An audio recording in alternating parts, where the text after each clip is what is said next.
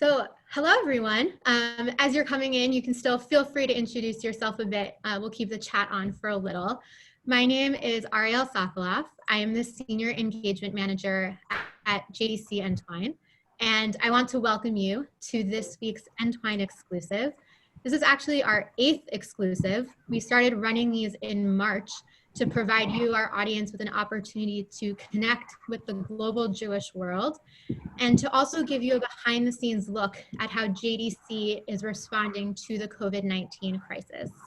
This week, we have some amazing panelists who some of you have met in person, who are going to give us some updates on how the pandemic is impacting India and how JDC India and its partners have been responding. Before we dive into that, just a quick housekeeping tip. Andrew Bellenfant is here monitoring the chat and the Q&A on Zoom. Feel free to say hi to him. And also you can post questions for our panelists throughout the session. We're going to have a designated time for Q&A at the end where we hope to get to as many questions that we can. So I want to provide a bit of background on JDC India to help frame our session together. JDC started working in India in 1963. And the JDC staff has primarily worked within the Jewish community of Mumbai, providing cultural, educational, and leadership development opportunities. And it also supports at-risk community members. I've been to India with Entwine 3 times, and something that has always stood out to me is how JDC India exemplifies the value of arivut, or guarantorship. The idea that they are working in partnership with a community, not acting as responsible for a community. And this emphasis on partnerships really comes out in our work with Gabriel Project Mumbai, an organization you'll hear about in a bit that provides assistance to India's most vulnerable populations, particularly those living in the slums. The JDC India team has also taken on leading roles in the global Jewish community's response to natural disasters, such as the Nepal earthquake and the Indian Ocean tsunami several years ago. Currently, there's actually a cyclone bearing down from the Bay of Bengal on the east coast of India, which we're keeping a close eye on. And I encourage you to stay updated on that and sending thoughts and prayers to everyone there, just thinking of their safety. But in addition to all of that work, JDC Entwine, which was the young adult platform of JDC, sends young Jews from around the world to volunteer with Gabriel Project Mumbai and learn about its meaningful work in the slums. And we also have had Jewish Service Corps fellows serving a year at a time since 1987. We've had 36 trips go to India since 2010 and over 400 alumni, many of which are on this call today. So it's really great to see you. So it's only fitting on this exclusive that we would have representatives from the Jewish community, from our partners, and from our Entwine program. So with that, I'm going to turn it over to Jeremy Wilson.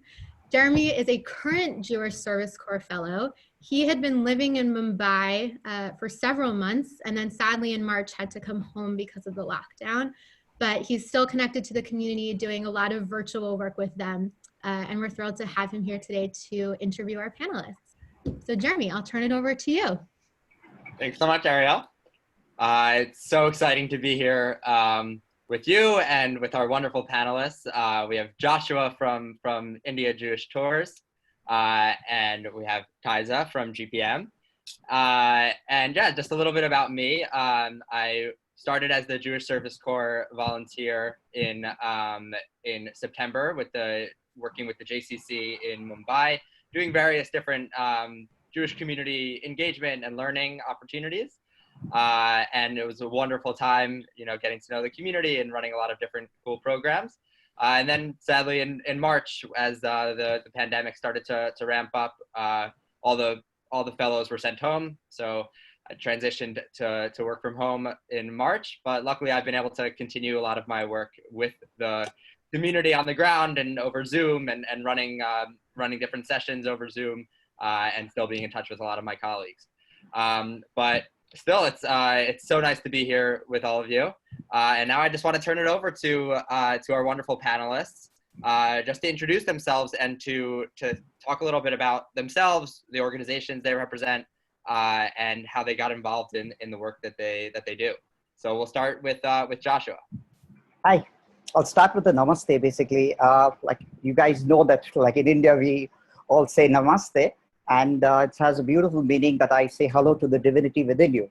And now it has a very, like, like instead of giving hands, I think even you guys should start with a namaste, right? I'm Joshua. I own a company called Jewish India Tours, and I specialize in Jewish tours of India, and been working as a tour guide also for the past 30 years. And I have actually done most of the Entwine groups, and it's been a pleasure.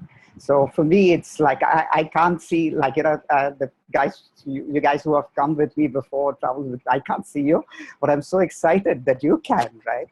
And so the thing is, like, I was saying that I belong to a small Jewish community. We call the Bnei Israelis. And my community has been living here for the past 2,000 years. We were shipwrecked. 175 BCE, we were shipwrecked. We came in from Israel, shipwrecked. And for 1,700 years, we're totally isolated. We were totally isolated, and we lived without any outside contact.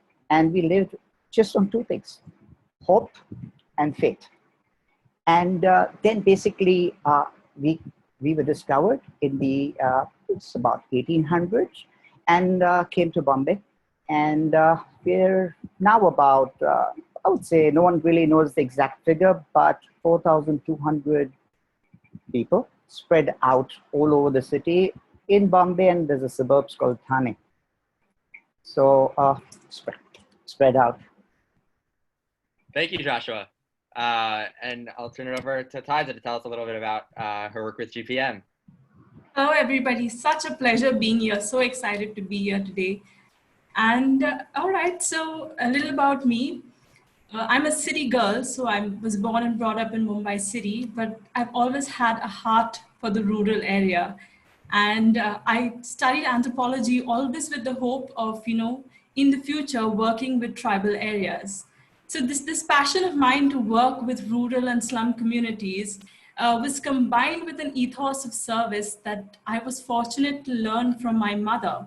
Because at a very young age, a simple example, so our birthday party, she would take us to the nearby slum and we would celebrate with the children there. So I think this passion and the ethos of service is what gradually brought me to GPM. I met with the current India's CEO, Mr. Kenneth D'Souza, and the founder of GPM, Mr. Jacob Stokeman. And within no time, we not just became colleagues, but we also became good friends. Through this relationship, I realized that we had such great potential to build relationships with grassroots communities. And through these relationships, create great impact. So Gabriel Project is so special for me is because we focus on the communities, being with the communities, building relationships with the communities, and working from ground up. So that's something that's very personal and very special for me. Gabriel Project works in 4 areas. That's education, nutrition, healthcare, and micro enterprise for community development. So this is something that I'm very passionate about. What we've tried to do is within each vertical, what we call as work verticals, we try to expand and give people as much of a benefit as they can receive. And in order to do that, we can't do it alone. So we do it through different partnerships. And one of our longest and strongest partnerships is with JDC. So I'll give you an example. We have the education vertical, or our work area, where we teach children in classes, we teach some different curriculum. In order to enrich that, we have volunteers coming from the JDC who bring in a different worldview and a different perspective. So with partnerships, we've really grown, and we've made a difference in the community, and it's really been a personal and enriching experience for me. Thank you. Yeah, I mean, both the work that GPM does and the work that Joshua does with Entwine is really incredible, and it's great to hear it from you guys. So now transitioning to, obviously, the world that we live in now is drastically different than what it was kind of the past few months, and it's something that's that each country and organization and person has really had to adapt to. So I would love if you each could share a little bit about where you are in the world right now and how you see the reality on the ground in India from your perspective. And we'll start with Joshua. Okay, so you have to understand that the population of the city of India is 1.3 billion people. And just the city of Mumbai has about 22 million people. So the thing is and we now at present have about, every day the numbers go up, about 107,000 COVID cases in India. And just in Mumbai, we have 21,000 people, COVID positives. And the thing is the numbers are really going up because the thing is social distancing here is very difficult. Even if you just go out down on the streets, there are lots of people. So the government had to do something about it, right? So they basically had a lockdown, and our lockdown is nothing compared to your lockdowns. It's much more severe. And depends on the number of COVID cases. We were divided in zones. And unfortunately for me, I was basically in a red zone, and there were some cases in my building, and my building was sealed. When I say it was sealed, couldn't go out, no supplies, and absolutely locked down, right? So like this, basically, everything was closed, all the businesses was closed, everything just only essential shops and pharmacies. So basically that there's a tremendous economic impact on everyone. Not only the poor people, but all, the entire society, the rich, the higher middle class, the middle class, the poor people, everyone is impacted. And the actual impact you don't really know. You will know when when it opens up. Talking about me, I'm in the tour business, probably the travel agencies or the tour business all over the world, actually, we're probably the worst impacted. So don't know when it'll open up. But again, as I said, hope and faith. That's what, we survive on these two things. Yeah, exactly. Yeah, and I think you gave a really good depiction of kind of the lockdown situation in Mumbai. I mean, a huge, really bustling city.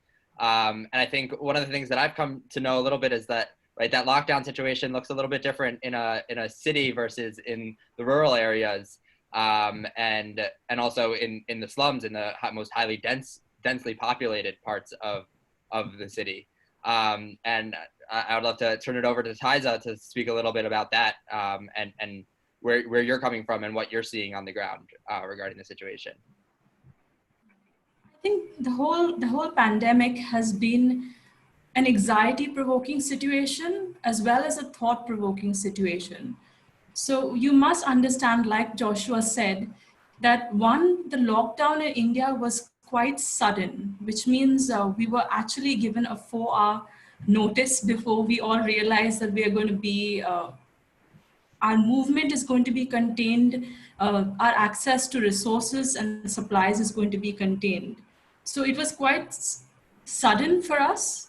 So it has built up a lot of anxiety across strata, whether you're middle class or really poor. It's just been quite difficult. Also, touching again on what Joshua mentioned, you must understand that physical distancing as a concept for us in India, as a thought concept, is very difficult. So let alone the actual enacting of the practice. Because if you've ever traveled by our local trains, there is no concept of personal space. So you're just squished together like sardines traveling in a local train. When you go to the market to get the best vegetables, you need to climb over people and shout out so that you get what you need. So the whole concept and idea of what is popularly called social distancing and what I will refer to as physical distancing, because I believe that's more appropriate, is very difficult for us Indians to understand. Uh, Moving that into a slum area, we all know that slums are very densely populated areas. However, the people in the slums normally don't feel it because at different points of time, they're moving out of that space to go to the city to work or to go to schools. So at any point of time, the slum is not 100% populated with all its inhabitants. Now, in this situation of a pandemic, it's our worst fears come true. We are stuffing all these people into a small cubicle. Sometimes you must understand when we talk about families, we are not talking about a mother, father, and 2 children. Sometimes we're talking about 8 members in the family. We're talking about 12 people in the family. So having these people cramped into this little space doesn't work very well when you're asking them to maintain physical distance, both from their neighbors or from anyone else. Other hard-hitting challenges, like referring again to what Joshua spoke about, is the economy, work for us all, but especially work for people who are living hand to mouth. These were people who can't feed themselves unless they work that day. So we have not just taken away their right to move, we have taken away their right to earn, we have taken away their right, to put it very harshly, we have taken away their right to live. Because today, if you ask me realistically, when I look at the villages where I'm staying, or I look at the slums of Kalwa, it looks very unlikely that people in the really remote villages are going to die of COVID-19. They won't. It probably will never reach them. But they may die of starvation if today someone doesn't stand up and reach out to help. So it is a very, very serious situation in villages as well as in slums. And unless the lockdown eases for the people in the remote villages, when I say eases, I mean they should have some sort of basic transport that they can rely on. They should have better access to low-cost groceries. So all these things are important. Otherwise, we're looking at a pretty serious situation. Yeah. I mean, it's incredible. I mean, the challenges there, what you're speaking about in the rural areas and in the slums are incredibly vast and hard to even fathom. And I know I would love for you to be able to speak to a little bit how GPM has actually been able to respond in this moment to kind of step up and provide some aid and some resources. I think Gabriel Project has been strengthened by the fact that the way that we work is we create local leaders. And I think in this pandemic, what has been our trump card, our ace, is all our local leaders. Because remember, there is no movement. So I, with all good intentions, cannot travel to the slums or to the village areas. But I have my ground teams there. So that has been a great strength for us. The second is we've stayed true to our area of expertise. So what we had to do is basically we just pivoted. Like I mentioned earlier, we have 4 what we call work verticals, which is education, nutrition, healthcare, and micro enterprise. So we just pivoted, and rather than doing, for example, education, rather than doing classes for children, we turned that around and we said, let's work on IEC material. That's information, education, communication material for COVID-19. So we went out into communities with banners, posters, flyers, teaching people about this disease and how to save themselves and how to protect themselves from it.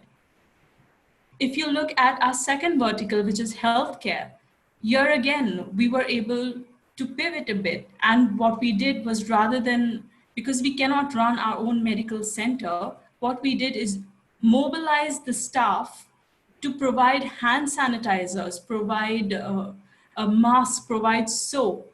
So we try to push through with our healthcare vertical. When nutrition is concerned, we are now distributing packets of food to the 3 different areas, the 3 main village and slum areas where we work.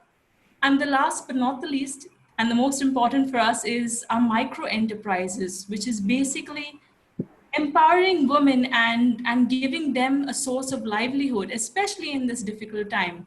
So since there was such a vast need for simple cloth masks, we've got our staff in, we've given them the materials, and from their homes, so they don't have to travel, from their homes, they can produce these masks, which is then donated free of cost or sent to hospitals or given to communities in need. Thank you. Yeah, I mean, I love how the one thing that I always see from GPM is that it's such a multifaceted approach, that right, there's not just one thing that you're doing, but kind of trying to tackle all the different areas and trying to hit on all those different verticals, and especially kind of staying true to that during the pandemic is incredible. I want to transition now a little bit to what Joshua, you were mentioning in terms of, from your point of view, what you were seeing, you know, that lockdown that you have in your building, something that for us, you know, even though America has so many more cases, and I'm coming from New York here, where we're kind of the heart of the epidemic, still it's hard for us to imagine that kind of, right, you can only go out for essential things. I know people who haven't left their buildings at all in the past 2 months, which is right, exactly. So I mean, we're all dealing with a certain sense of loneliness or trying to cope in this situation. I would love for you to be able to what the meaning of community, or how community has reshifted in this time for you, even if it's your local community or your virtual community. Okay, whenever I spoke to my groups or to anyone about the Jewish community of India, I always insisted on one thing, that we never had any history of anti-Semitism, right? No problems at all. We've been living here without any problems. But I saw that now. And because in my building, as I said, like, you know, I don't live in a typical Jewish area. And I'm the only Jew in my building. And I live with Hindus, Muslims, Parsis, and Christians. We all live together. And we all were like, you know, we didn't really look at someone as you're a Christian or a Hindu or a Jew. We were all together. We were all one. And so the thing is, like, you know, the lockdown was sudden. It was Passover time, right? And it was just before Passover. I was going to go and buy the supplies because like I am kosher during Passover. I didn't really have anything in the house and I couldn't go out. Nothing, no supplies. My neighbors came, and so the thing is, like, we were not supposed to go out because there was a COVID case. So only one person was supposed to go for the entire building and buy for everyone. So my neighbor came to me and said, Joshua, don't worry. Tell me what you want for Passover. So I actually told him that, like, listen, like, you know, we have a special kind of bread which we made of rice. So I want rice flour. So he said, don't worry, you will get it. And they got it for me. And like, you know, all the supplies were given. And this thing, like, you know, makes me very proud to be an Indian. So, like, you know, because we're all one, right? I'm very Jewish, but I always say I'm very Jewish, but at the same time, I'm very, very, very Indian. Now, my mother-in-law stays in the next building, but I couldn't go and see her. 82-year-old lady living alone. Now, her neighbors called us up and said, don't worry.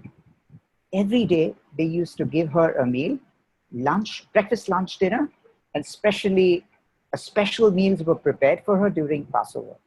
You will not see this anywhere else, right? You will not see them. You will not see this anywhere else. And the government has a lot of support for seniors, and anyone living alone. just can call up the government if there's a senior citizen, and they'll give them ration supply too. So it's amazing. Yeah. Sounds like you had some Passover miracles, and a lot of community happening in your building. I think again, this is something that's so hard for us to understand, but there's been so much. There's been like I just in speaking with different people, I've had some direct exposure to the kind of ways that people are interacting in India and the differing lockdown situation. And also the way that people are creatively building community. And one of the ways that I've been seeing that a lot is just not only that the lockdown is more strict, but also I know a lot of people who don't have laptops or Wi-Fi and who are trying to work from home and even connect with other people. But one thing that's been really inspiring for me is the way that my coworkers at the JCC and the different people at the JDC have really adapted and led the way for the Jewish community in India throughout this challenging time by shifting to online programming, whether it was from kind of expanding our programming to include, leading like a Pesach Seder prep with a B'nai Israel rabbi in Israel, or having past JSC fellows, some of whom are on this call right now, stepping up and just running sessions for the young professionals, or finding ways to engage with different Jewish communities in Mumbai that are in India that are not located in Mumbai, and having representatives speak because we're living in this weird virtual global world, or just putting on sessions for the youngsters, or even for the residents of the Jewish old age home. So it's definitely been a challenge and an adjustment, but I think it's allowed for some really great adaptation and new kinds of thinking. And just briefly, I don't know if Joshua, as a member of the community, I would love if you could just share a little bit about how you feel that JDC specifically has stepped up in terms of building community right now for you in this situation. So as I said, that we're totally isolated. There's no contact with the Jewish world as such, and so the thing is, we have a group. We have a group of the WhatsApp group of the community, where I guess what's the name of this group? The chosen people. So the thing is, so in that group, basically JDC is basically, I could see that's one of the only organization which is the most active organization. And I'm talking as I'm saying, I'm a part of the community, and I can see it, because the synagogues are closed. I can't go anywhere.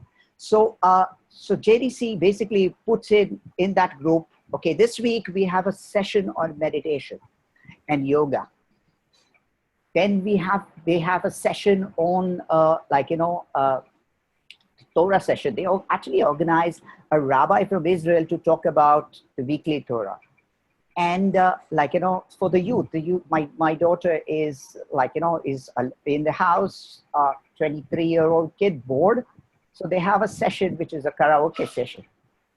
So I think it's really, really amazing what JDC India is also doing. And I will take this opportunity, this platform, to thank JDC as a part of the community for the excellent work which is happening in India.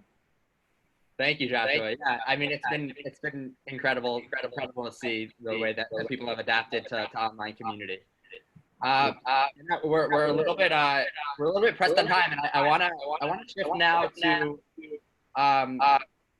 discuss. I mean, we're living in this interesting time where we're very local, but even though we're living locally and only we're not leaving our houses and our apartments and all, nonetheless we're living in this very connected world where everything's happening virtually at the time. So Thaiza, from your perspective, speaking about the different approaches that GDM is doing to tackle the pandemic, how do you think that us sitting here at home in the U.S. Can connect and support the communities with which you work? I think this pandemic has really forced us to think out of the box. And although all organizations right now, honestly speaking, are in need of financial assistance, the pandemic has forced us to look inwards and support each other locally, like you said. So people from the US are supporting organizations in the US, and in our communities in India supporting each other. So one aspect is always financial, but there's another aspect that's a psychological aspect. It's an aspect that is very important and something that your project puts great importance to. Because what we realized is that this is a time that communities are looking and watching at us and looking at us and saying, you know, are you going to leave us alone? So this is a time when we can connect with them digitally. That's the reason I prefer the term physical distancing as opposed to social distancing, because I think that this is a time that we need to be more socially connected. And although everything does seem to have a gray pallor to it and this dark cloud, I always find that there is a shining star and a ray of hope in all this, because it's bringing communities together like never before. It's bringing families together like never before. It's bringing us, just look at us today, people from different parts of the globe connecting and reaching out to tell us what, telling India, you know what, India, we care about you. And I think that's so wonderful and so beautiful. And that's something that we should continue doing during the pandemic and after. I can give you a small example. Because we have students in the villages, and we had somebody from New York who wanted to connect with them. So we got her onto a Zoom call so that she could just say hello to a friend in the village. And you know, for us, it may not mean much, but for these children, it means a lot. It means to say that I know you can't be with me physically, but you're there with me socially, and I appreciate that. So I think this is a great learning experience for us. That was beautiful. Let me just make sure. I'm going to mute you if you don't mind. There's a little bit of feedback there. Josh, let me use you. So just to recap what Thaiza said, she was sharing that this is such a beautiful opportunity for us to rethink social distancing as just physical distancing. And this is the time when we can reconnect with people around the world. And I just want to share for our panelists, because I don't think you're seeing some of the questions that are coming in. There are a lot of people who are just saying hi to you, who have met you in India over the years and are just so happy to see your faces and to have this chance to connect. So they thank you. And I encourage you all to reach out to Joshua and Thaiza after. We're happy to provide contact information. So I want to we have a lot of questions that came in. I'm going to ask a few, and there's also some where we can get some answers and put it in the follow-up email. So first, Joshua, if you could share with us, you had mentioned the elderly as a section of the Jewish community where there's particular concern. Are there any other people in need who are looking for help right now within the Jewish community? And I'm going to unmute you. There you go. Sorry, I can't hear you. Did you get that, Joshua? Can you hear me? Okay. I'm going to go to a question to Thaiza, and I'll hopefully get back to Joshua in a second. Thaiza, there's a question around, are there any predictions from when the lockdown may ease up in India, or at least in the remote villages, as you had mentioned before? Oh, hold on. I unmuted. Okay, Thaiza, can we hear you now? I guess you. Yes, Okay. go ahead. Yeah. All right. So yes, things will change. There will be an easing, especially in the villages, the remote villages, where there are one or maybe even no COVID cases. But the easing will be very gradual, and it will be focused on helping people revive the agricultural aspect. So the farming that has to start, because in a couple of months from now, we'll face a severe shortage of fresh food items if the farming activities close down. So yes, there will be an easing down. We can't really say to what extent, because as cases pop up, they are put back into containment zones quite strictly. So we can't say to what extent, but yes, I do hope very sincerely from bottom of my heart that at least in the areas, remote village areas, there is an easing up for those people. Thank you. And Joshua, can we see if your sound is working? Joshua? I can hear, yes, I can hear you. I'm sorry, I just lost No, you. it I can happens. hear you now. The question was, you had mentioned the elderly being of a particular concern. Are there any other elements in the Jewish community who or demographics in the Jewish community that are in need at the moment? Yes, actually, the thing is like, we have like there's a problem with the elderly, but there are a few poor people. And when I say poor, about 20 people, approximately 20 people. And these guys are daily laborers or daily wage earners. And like Thaiza said, like, these like people, like if you don't go to work, you're not going to make anything. So these guys, I'm worried about them because they don't they're not going to earn anything. And they used to get supplies from the synagogues, every month, but the synagogues are closed. So that particular section of the community, I'm sure JDC is doing something about it, but I'm worried about them. Are they providing financial support to those workers? How are they supporting them? Yes. JDC is providing financial support to them. I see. So, yes. Okay. Go ahead. So there's been a couple of questions, and maybe both of you could kind of tag team. We're seeing a lot in the news, whether it's wealthy people in Mumbai donating to others in the slums or others who are in need. We're seeing things about mass migrations from urban centers out to the rural area and concern about them bringing COVID with them. So one question is, what are news sources we could really be looking at so that we're getting the most accurate information on Mumbai? And also, what is your perspective of what we're seeing out there? Is money getting to people in need? Are rural villages suddenly being inundated by people from the cities? Maybe Thaiza, you could share a bit as you live outside of the city as well for that perspective. So my perspective on the news channels, at least, there are a couple. So I watch NDTV, but I would say with any and every news channel, everyone has their own perspective, political or otherwise. So we need to take all news with a pinch of salt. That being said, there is a situation, one that hits us hard is migrants, many people who work here in different states throughout the year, who are not getting enough support to get back home. And one group of migrants that Gabriel Project is particularly supporting here where I live. So I live in it's a semi-rural area, city, like semi-rural, I can say. And we have about 10 to 15 families who are stranded here and they don't have transportation to go back. We are providing them with food on a weekly basis, but now what we have also started doing is like I said, we work in partnership. So we work in partnership with the local government, and we're trying to get these people on a train to go home. It's something that the government is trying to take some action to solve, but many people say it's too little and too late.